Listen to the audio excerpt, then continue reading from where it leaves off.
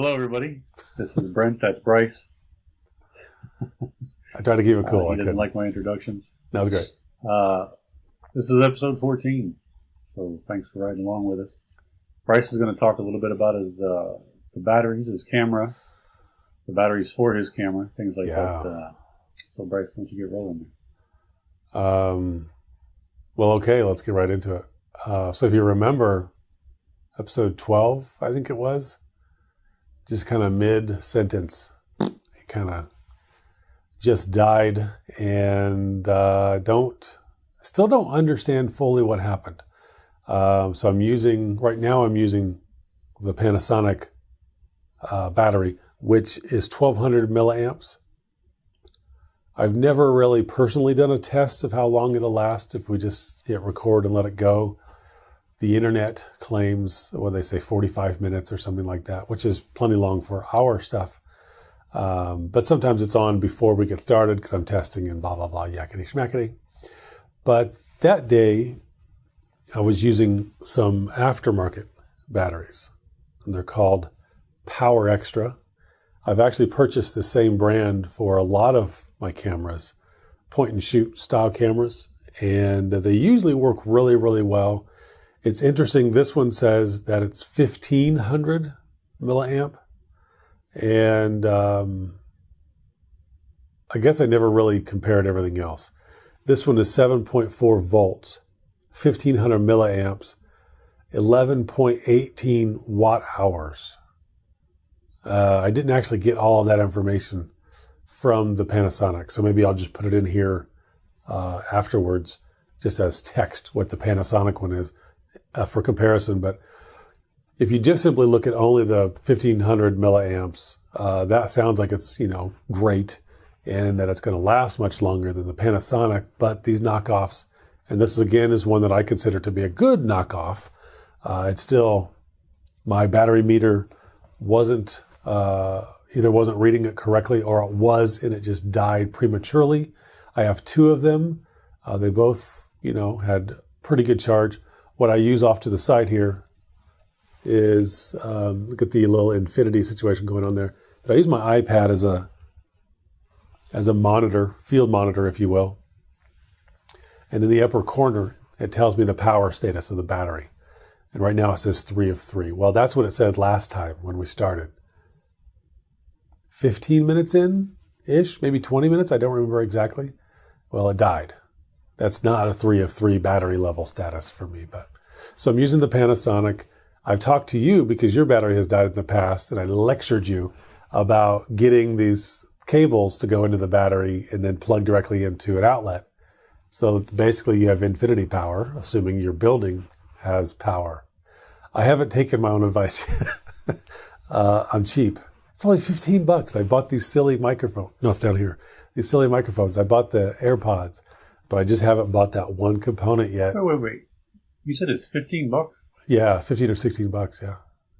Eesh, okay.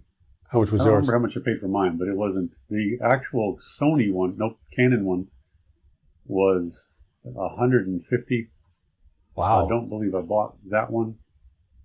I took the chance and bought one that you had said there's a brand. I'll send you a picture to it of the one that of the brand anyway that you had mentioned that you liked. Yeah. A lot cheaper, but it wasn't 15. Now that I'm thinking about it, it may have been in the 20s or 30s, but so it wasn't astronomical. Yeah. But the 15 just jumped out, I guess because my mind was comparing against the Sony, but yeah. Right. You get a Sony camera that way, can just be right. You have a Canon though, right? I have a Canon. Yeah. So the Sony one, you would have wasted your money. Yeah. Well, we have a Canon. Now I'm thinking of the Sony, and I say Canon. Okay. We do have a Sony camera. It's an old one. Oh, it's nice, but it wouldn't suit us for this thing. Okay. But so this is the Panasonic. I believe the Panasonic brand is about $80. Might be a little closer to 100. But for our purposes, and according to the YouTubes, there are plenty of people that use the same aftermarket brand, and it seems to be just fine. All it's really doing is converting the AC wall outlet to, I guess, DC, whatever the camera is getting with these powers. I don't know a heck of a lot when it comes to that. I pretend I do, and most of the time I don't. I get it right. basically because I can remember what goes to what, but that doesn't mean I know what it means. But anyways, it seems to work, and I'll probably still buy that one. But I don't know. I might go in and chicken out and go, nah, I got to buy the real one, and then go buy the real one. But anywho, I plan on buying that. That means battery issue shouldn't be a problem. The downside is if you're plugged into a surge protector and it has a fuse, and the fuse goes, well, there goes the surge protector, and there goes your recording or your camera. If you blow you trip a breaker or something. I'm in an environment where I could potentially be plugged into could also be a myriad of other people or things. We do trip breakers here quite a bit, which is surprising actually, but we do. So if that happens, the whole thing just kind of drops. So there's still a downside to it, but it's definitely more stable and not as, not the risk of a battery. I could always buy more Panasonic batteries, but again, being a cheapskate, I think the two of these here, plus the charger, this is the Lumix charger, but it's almost identical. And the charger also comes with a cable that you can then plug it into your car for on-the-go charging. All of this was $20 or $25.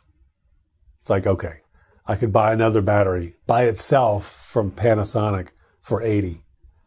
Or I can get the kit of all of that silliness for, $25. So even if they only last half the time, I have two of them. It's like, it's like lasting enough for one.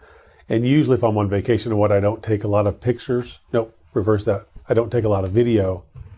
I usually take more pictures. So batteries tend to last a little longer. So on the go, if I only get 100 or 150 pictures out of a battery, being that I have two spares, it's totally okay for me.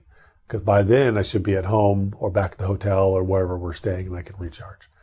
But that's something to think about for anybody that is definitely, taking a lot of pictures, or anybody who wants to get into the YouTube or any other podcasting type stuff. If it's just audio and you're recording onto a computer, well, then get a USB microphone for $50 to $100.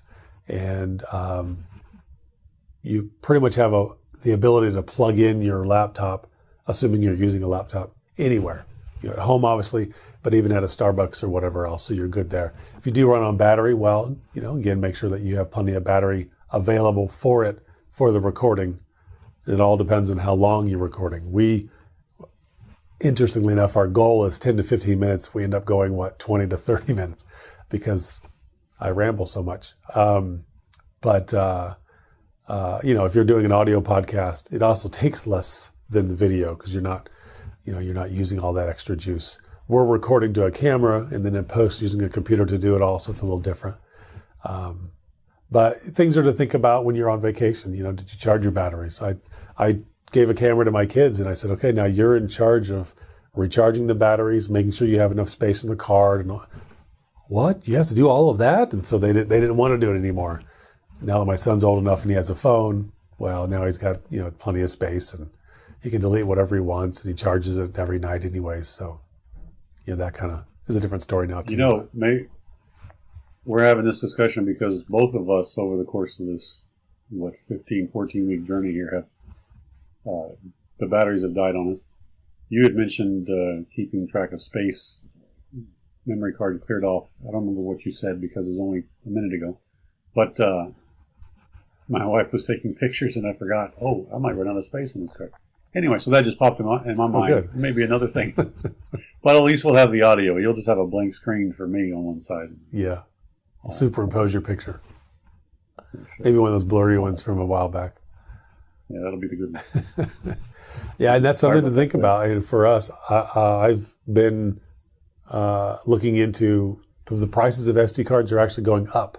So that's frustrating. And it's probably all this YouTube silliness that's going on, but it might not even be a bad idea. If you are into video and still photography, or if you're into video and your wife's into still photography or vice versa, have a card per person. She pops in her card when she's taking pictures and you have yours that's dedicated to for the video or whatever else.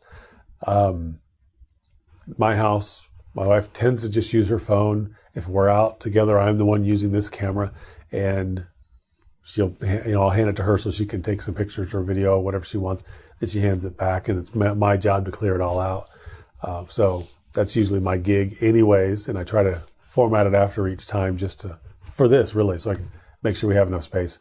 Although these videos, now that I'm not using AVHC, I think is what it's called. For the higher end video, I'm using more compressed MPEG. And so that's saving plenty of space. I think the last 2 videos were only about 4 or 5 gigs total, and it was about 40 minutes. So it has a really good compression built in. So I don't have to worry so much about space. It's a 32 gig card, so I've got some room. But all the things, battery, your space in your card. Do you have your accessories with you if you use accessories? You got to think of all those things. In our case, we use microphones. We have microphones that we need to have with us. I don't do this at my house, so I got to make sure it all fits in my bag. Got to make sure all that's with me. Battery for my light that's over here. That's gone out a few times. I get dark on one side, and that's usually why, because the battery has died there. I now have it plugged into an external battery bank, but then there's another battery you got to think about charging.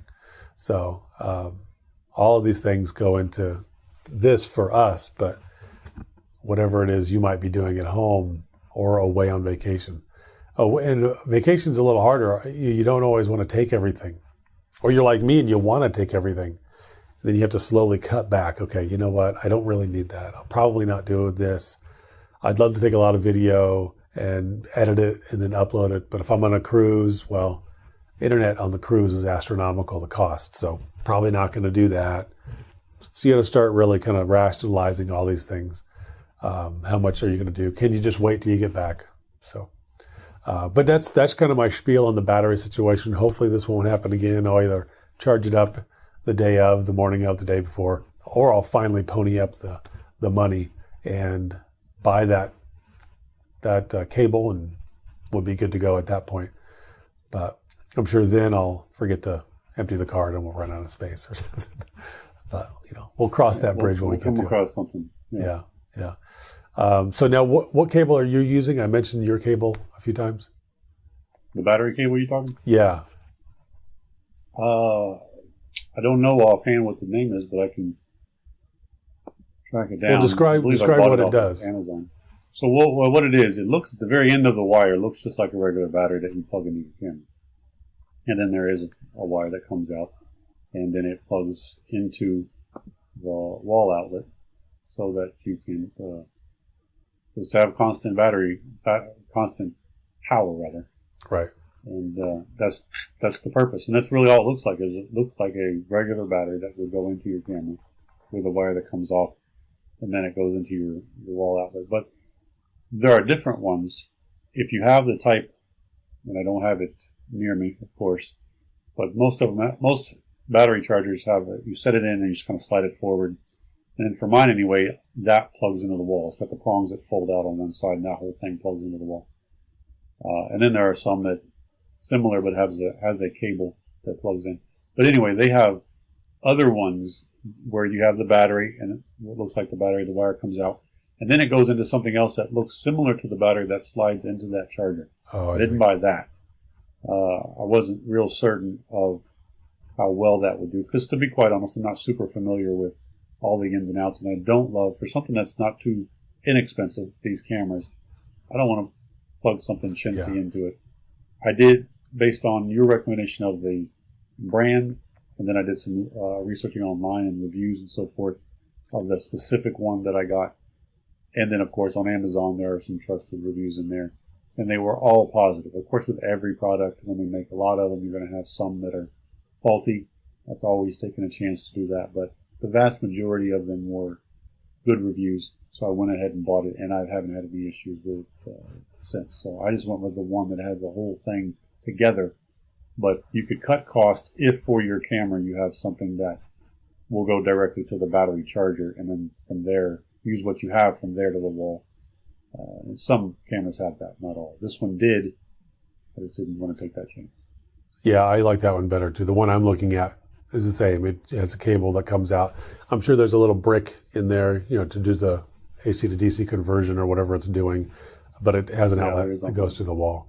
So that's what I prefer as well. It's plus, I don't know, just seems a little more rock solid at that point. You'd hate for that battery or that adapter to slide out. It's no longer contacting, and then there goes your computer again. So it's just one extra point of failure.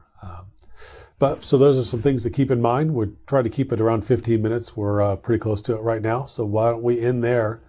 And next time, we're going to talk about some digital media stuff. I have an Apple TV and how I use it at the house. And then maybe the episode after that, you could talk about what you do at your home. Does that sound bueno? Good, as the French say? Sound bueno. Fantastic. All right. Until next time, see you guys. See ya.